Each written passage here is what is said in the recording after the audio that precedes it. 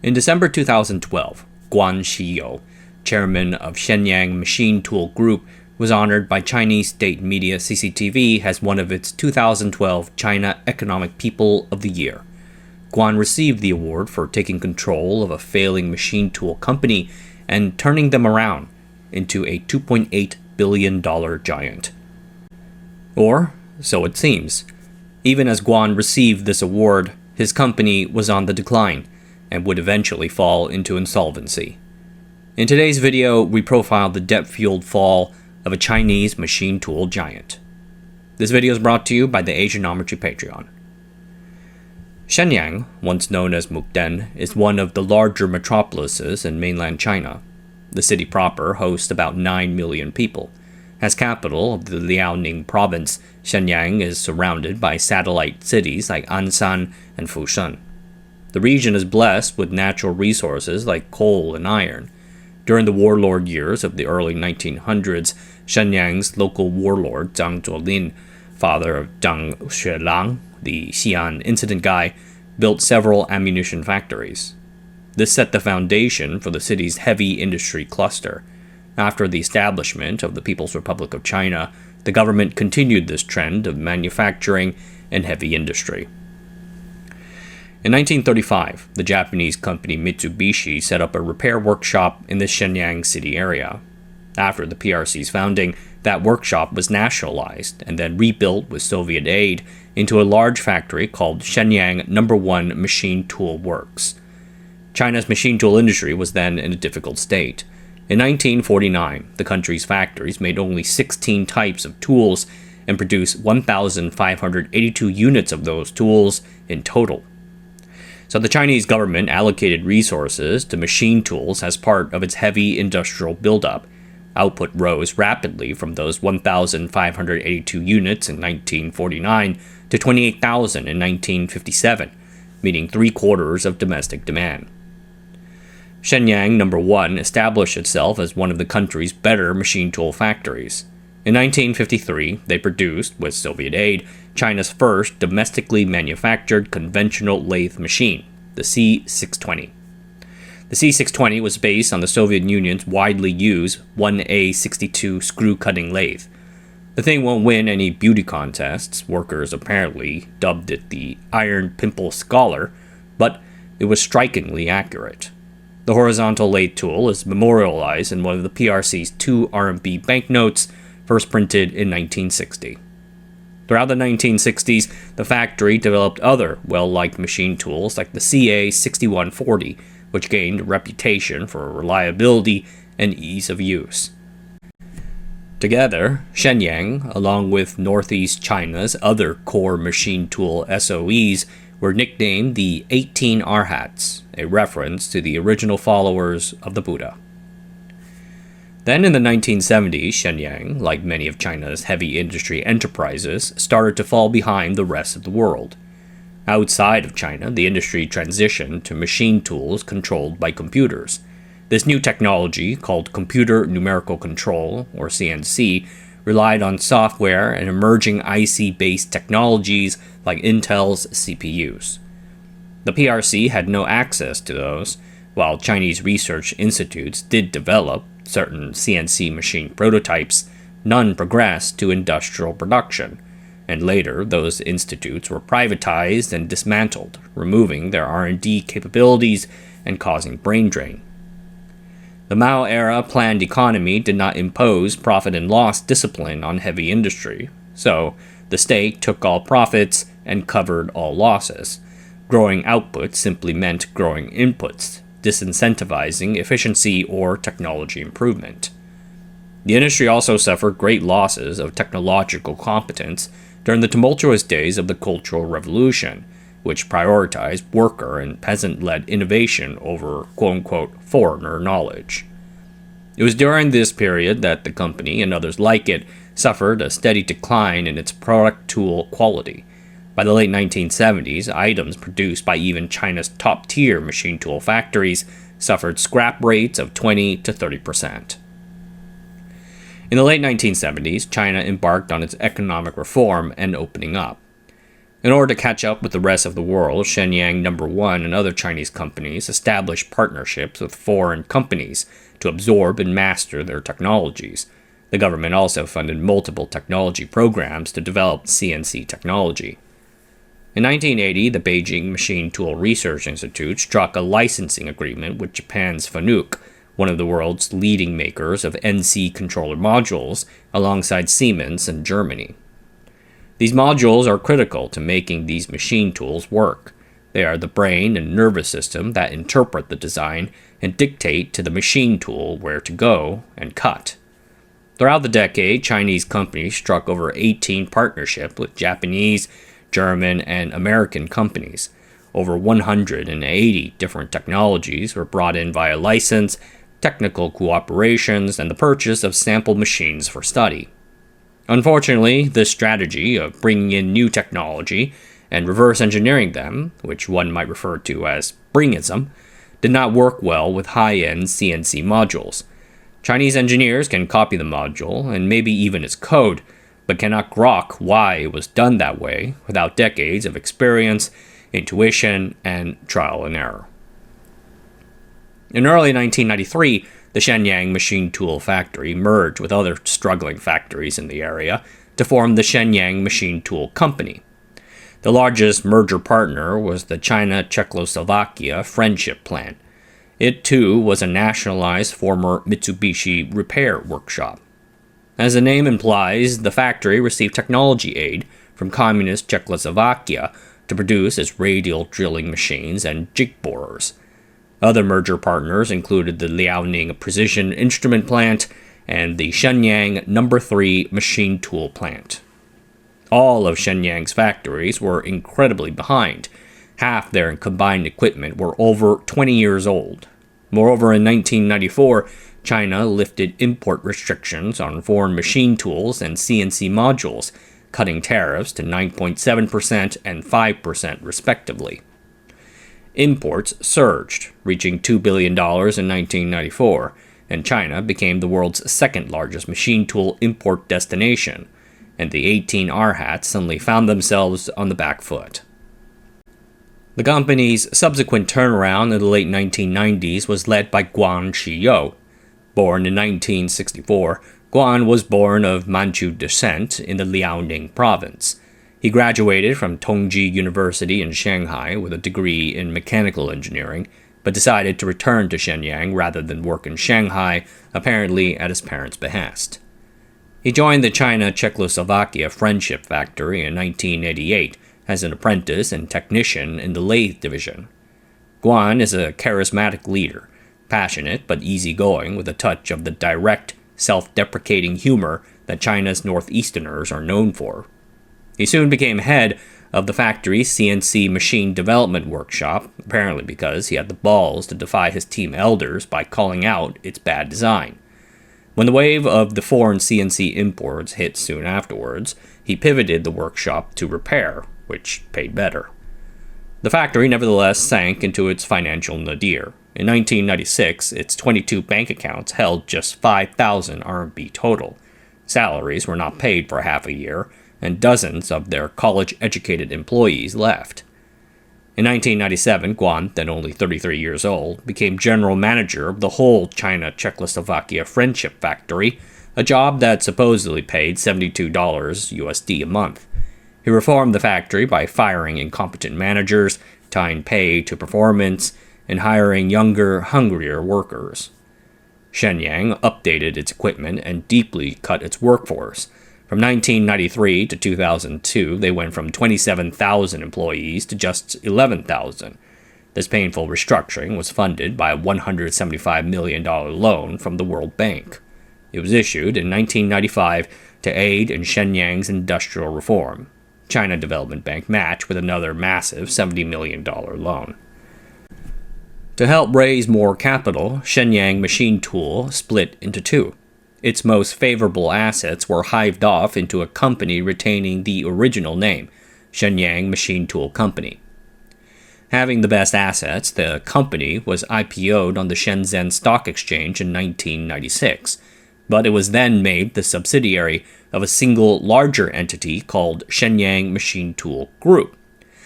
For the purposes of this video, it will be important to differentiate the larger group and the publicly traded subsidiary company, which I shall call SMTC. But unless otherwise specified, I refer to Shenyang as the whole group. The company's big break arrived in 2001, when it took on the job of providing the CNC and boring machines to produce the Shanghai Maglev's 2,551 guideway beams. A guideway beam is the main steel or concrete beam containing the train's various levitation, guidance, and propulsion components. Since misalignments can affect the train's stability, the beam must be made to exacting requirements. According to Xinhua, the Shanghai Maglev first went to some German companies, which quoted them a 2-year turnaround time plus an installment time of 6 months. So the Maglev opened the job up to bidders. Guan personally led the factory's bid, pulling all-nighters to produce a 32-page tender. Shenyang eventually won after 3 rounds. Then factory workers worked 13-plus-hour days in 38-degree weather to deliver the 8 machines in just 6 to 8 months. The contract not only brought Shenyang badly needed revenue, but also national attention. The press reported the China-Czechoslovakia Friendship Factory's achievements with great pride, lionizing the factory workers for their efforts. The company would cite the 2001 Shanghai Maglev project for many years afterwards as an example of what they can do, and indeed, you can call it a major step forward for China's native machine tool industry. Guan's efforts leading this successful project was key to his being appointed general manager of the larger Shenyang Machine Tool Group. In 2002, Shenyang generated revenues of 1.3 billion RMB, or about $150 million, good for 36th place in the world. The next major step in Shenyang Machine Tool's growth was its 2004 acquisition of the German company Schiess. Schiess is an iconic name. They were founded in 1866 by the famous German entrepreneur and engineer named Ernst Schiess. They started with steam engines and pipes, but 3 years later they pivoted into machine tools, specializing in very large-scale machine tools, like the world's largest crankshaft lathe in 1901. They contributed to the German war effort during World War I. They then extensively contributed to the Nazi war effort during World War II. So, after the war, the Allies ordered the company dismantled and banned them from making any more machine tools. The ban would not be lifted until 1952. The company is known for being accommodating, a philosophy that led it down a difficult path. In the 1960s, the company was at its largest, but was burdened with a scattershot product lineup that spanned the gamut from 1,800-ton cranes to hoists to even car washes. This huge amount of custom work and special modifications meant that Schiess consistently turned losses. Schiess struggled to properly price its multi-year heavy machinery projects, and this worsened in the 1970s and 1980s with the energy crises and rapidly rising wages. The resulting persistent losses led the company to be sold and resold to multiple conglomerates. After an industry slump in the early 2000s, the company finally succumbed to its inefficiencies and declared bankruptcy in August 2004. Schiess managing director René Nitsch told the Maschenmarkt trade magazine in 2008, quote, "We actually lacked the imagination to see that something could be made of the company, which was certainly in an economic crisis, namely insolvency. We simply didn't have that vision back then," end quote.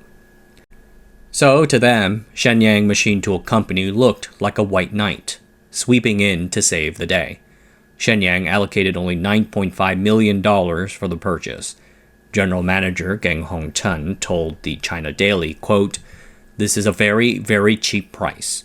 What we took was not only its permanent assets, but also its famous brand name. We can take this shortcut to start our own high-end product design and production through this acquisition," end quote. But it soon turned out that the price was cheap for a reason. In order to win the bid, Shenyang had to promise the government and the unions to retain jobs, maintain local production, and not just strip assets. And Shenyang really took substantive steps to put the German subsidiary back on its feet. They invested €30 million to renovate Schiess's equipment and facilities. They hired back and even expanded the workforce, with employment rising from 64 in 2004 to 369 by 2008. To address Schiess's long-running struggles with high costs, Shenyang transferred the manufacture of some large components deemed non-core to China, reducing Schiess's tool delivery time from 18 months to just 6. The two companies' product lineups, Shenyang made small to medium-sized tools while Schiess made huge ones, were complementary. By leveraging Schiess's sales network, Shenyang managed to grow its exports to $150 million in 2007. Schiess's sales were said to have more than quadrupled to €50 million in 2008. Shenyang envisioned Schiess as their Germany-based R&D hub, developing new, more advanced machine tool products in Germany and sending those designs to China, where they can be manufactured more cheaply. But the company would struggle to implement this vision over the next few years for operational and financial reasons. One key sore point about Shenyang's machine tools was that they depended on imported CNC controller modules from Fanuc in Japan or Siemens in Germany. In 2006, the State Council of China listed high-end NC machine tools as one of its 16 national science and technology major projects, putting it on the same level as spaceships. Money and tax rebates were offered for quote-unquote indigenous innovation. Later that year, Li Changchun, one of China's most senior party leaders and a former worker in Shenyang's machinery bureau, visited Shenyang Machine Tool Factory. As discussed in Lu Feng's book New Fire via Guan Shiyou's own recollections, Li learned about the imported CNC modules and criticized Shenyang for their lack of progress over the years, saying, quote, "When I was at the Shenyang Bureau of Machinery, we were making these same broken-down blocks of iron. You're still doing it now. This isn't the future. There's no prospect in this," end quote. Li then bluntly told Guan that Shenyang had to make its own CNC systems. Now, the previous year, Shenyang had struck a joint venture with an Italian CNC company called Fidia. The collaboration led Shenyang to announce in August 2009 a new, quote-unquote, domestic high-level CNC product called Feiyang. Local Liaoning media declared it a breakthrough. I lean more towards it being rebadged Fidia technology. Realizing a serious problem, Shenyang initiated in 2007 a separate R&D effort in Shanghai called NUT. The name NUT has a double meaning. First, it refers to the difficulty of the task at hand, i.e. a tough nut to crack. And second, it means fool in American slang, and that refers to how the Chinese developers felt like they were being treated during their prior collaboration with what I'm guessing was Fidia.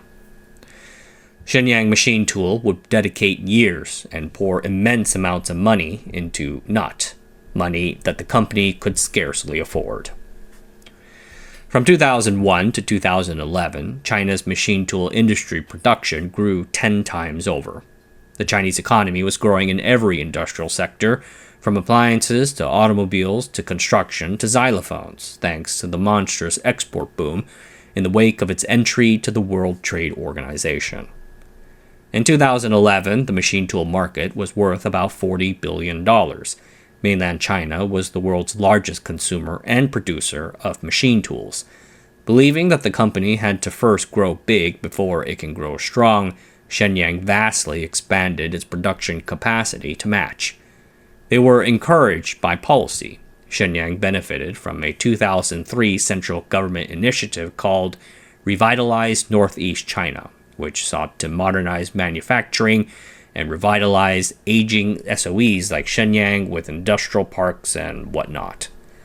The provincial, Liaoning, and local city governments also pushed Shenyang to grow its top line as much as possible. Their enthusiasm such that the reputable Caixin magazine reported officials overstepping their bounds to make direct production and operation decisions for the company. So, Shenyang massively scaled up through the decade to become China's largest machine tool company. In 2011, the whole group turned revenues of 18 billion RMB, or about 2.8 billion USD. Between 2002 and 2011, the company sold nearly 700,000 tools.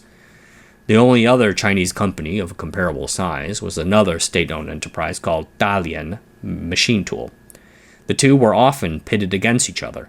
If Dalian did something, local officials went to Shenyang and asked them why they weren't doing it either. The festering problem with this expansion spree, however, was that many of those 700,000 tools sold were legacy, low-end products with little differentiation or profit. In just the 2011 year, Shenyang shipped 96,000 tool units, but only 31,000 of those had CNC at all. Some were based on designs 70 years old. In 2000, the company's net profit margin was just 0.75%. 10 years later, in 2011, Shenyang's net margin was a minuscule 0.56%, which is like Kid Lemonade stand status. Nowhere near enough the bootstrap development of higher-end, more profitable CNC products. And then loomed the dark question of what happens if the market turns. There were only so many people willing to buy these cheap, low-end machine tools. Wait, hey, didn't something financial crashy happen in 2008? Anyway, after the global financial crisis, the Chinese government unveiled a 4 trillion RMB stimulus package. This spurred on machine tool growth for a couple more years, but by 2012, the stimulus investment boost had run its course, and the economy shifted with major consequences for the Chinese machine tool market. At the high end, Chinese machine tool customers in the electronic, medical device, and automobile sectors demanded yet better performance that the domestic companies simply could not meet. And considering the catastrophic risk of failure, Chinese customers opted to not even consider an unproven alternative. So the Europeans and Japanese consolidated their hold on this part of the market. Shenyang Machine Tool realized that its hopes depended on fighting in the middle end of the market, where it can compete with less sophisticated Taiwanese and Korean CNC-enabled machine tool companies. Unfortunately, too much of its capacity were in the low end of the market, a sector that quickly descended into an economic civil war. Chinese machine tool companies, stuck with overbuilt capacity that they had no choice but to use, started price wars with no regards to profit or loss. We can look at SMTC, the publicly traded entity, to understand this trend. In 2011, the company showed its highest revenues and even turned a slight net positive operating cash flow, 28.8 million USD. But it never reached those revenues again. Net income stayed barely positive the next few years, but deteriorating operating cash flows showed the reality. The company's core operations were bleeding out. They had to shift upmarket. Shenyang acquired Schiess because they wanted to supply the factories in China with advanced machine tools designed in Germany. It is why they invested so much money into the factory. But though they were able to stabilize the German business at a massive financial cost, Shenyang Group struggled to execute on its grander vision. The two companies did collaborate on new products, reviving a mid-tier brand of machine tools called the Ashler Leben. Chinese workers were sent to Germany to learn in Schiess's factories. But unfortunately, the desired cross-pollination and synergies did not occur. The German government ended one joint research project due to concerns about the export of dual military use technologies back to China. And the technologies and drawings that were allowed to be sent back, engineers back home struggled to understand or execute at the right budget. Costs spiraled out of control and Schiess started turning losses again after 2011.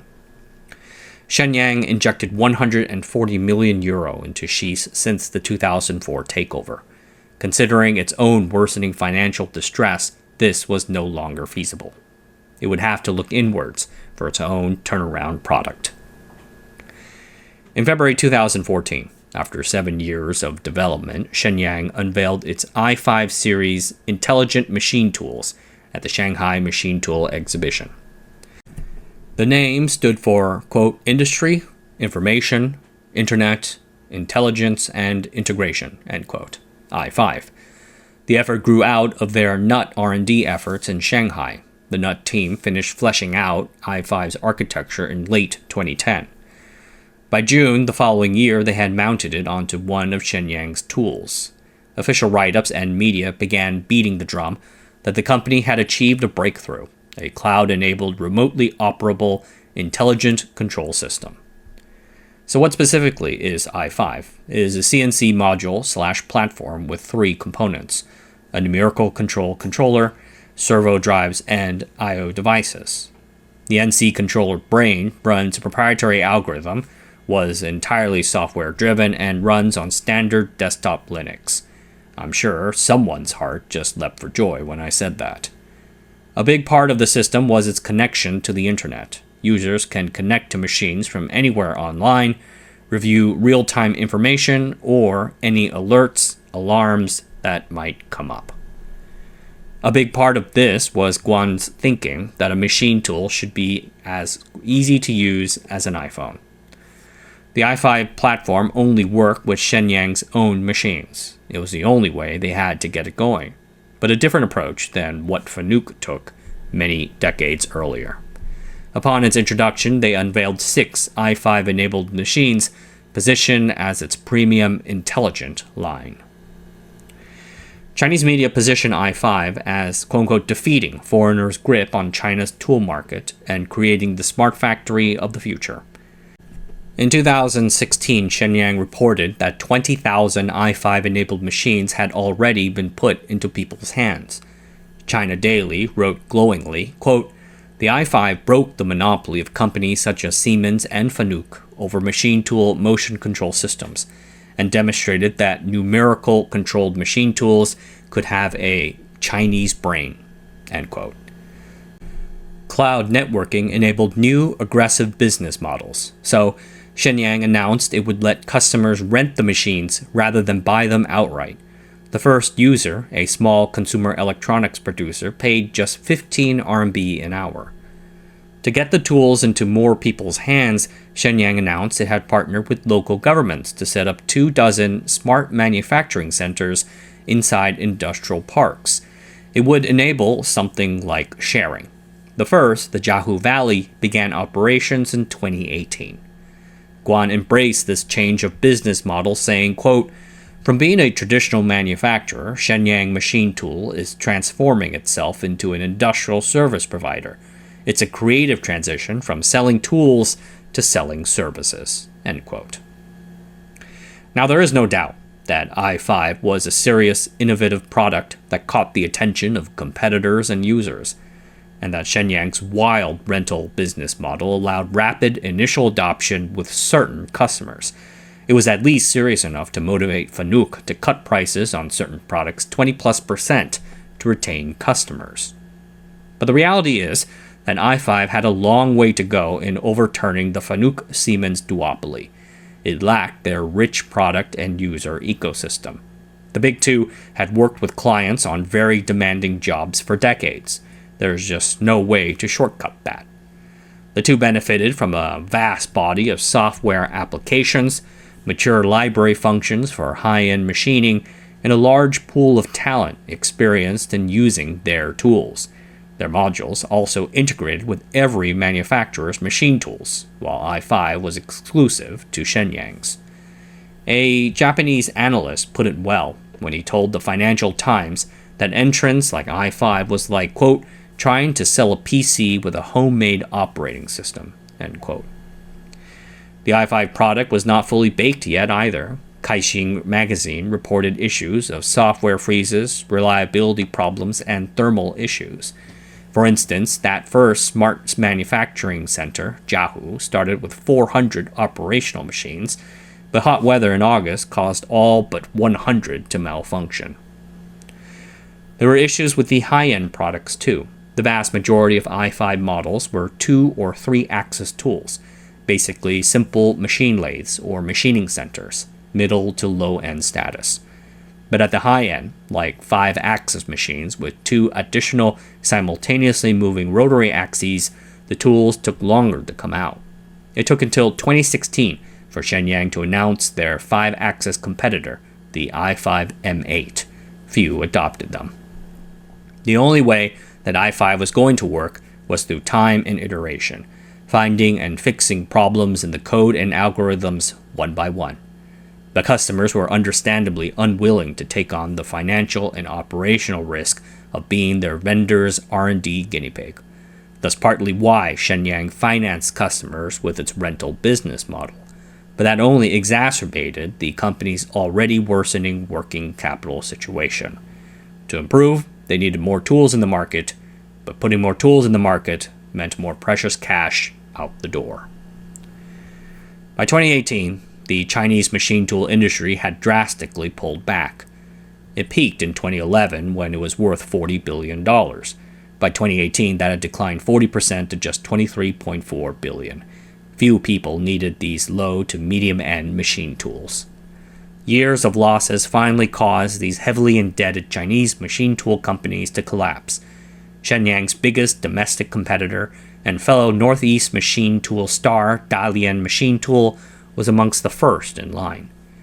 In November 2017, they were ordered by the local court to enter reorganization so to pay back the 22.4 billion RMB, or 3.3 billion USD they owned to creditors. But they then dragged their feet on their restructuring plan for another 18 months. In 2018, the government issued an arrest warrant for Chairman Chen Yongkai for orchestrating faked accounts receivable to show as collateral for the sale of $94 million of investment trust products. Chen was designated a Class A criminal. The company was eventually taken over by a state-owned conglomerate called General Technology Corporation, or Genertech. This was not a one-off. Other northeastern machine tool companies that suffered from overcapacity were Gansu Xinhuo Machine Tool and Sichuan Changzhen Machine Tool. This was a systemic thing. Guan later said in an interview that his mistake was using short-term commercial bank loans for long-term R&D investment. Even before the business environment worsened after 2011, the listed company STMC was suffering from weak cash flows and a precarious debt situation. For every dollar of assets, they had 86 cents of liabilities.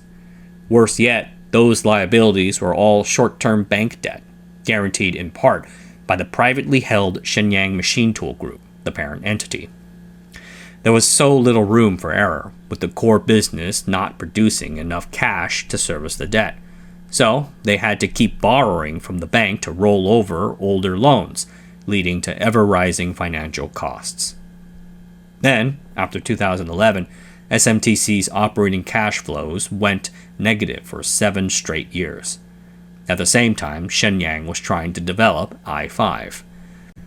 Between product development, factory renovations, and trial and error costs, Guan estimated that Shenyang invested a total of 10 billion RMB, or 1.45 billion USD, into the i5 project, all paid with bank debt. Then, after i5 finally hit the market in 2015, Shenyang plunged into the rental business model. That model burned working capital even faster.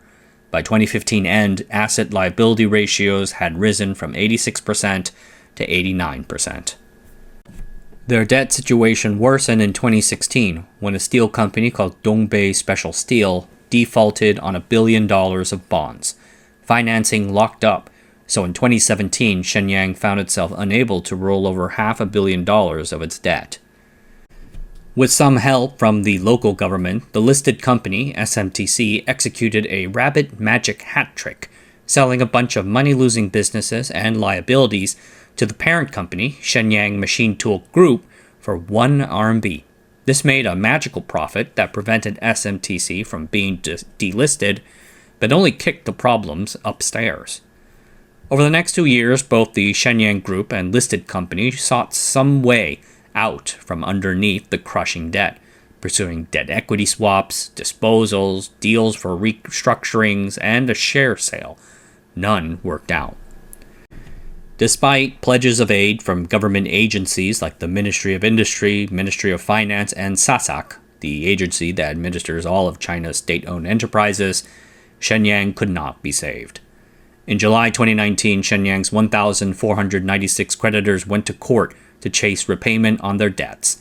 The courts granted their request, ordering a restructuring that SMTC and its parent company took as an opportunity to refresh itself. In November 2019, Shenyang was formally taken over by Genertech, the state-owned holding company that earlier took over Dalian. Subsidiary Schiess filed for bankruptcy too, burdened with a debt-asset ratio of over 100%. It has been 5 to 10 years since that kerfuffle, and how is China's machine tool industry now?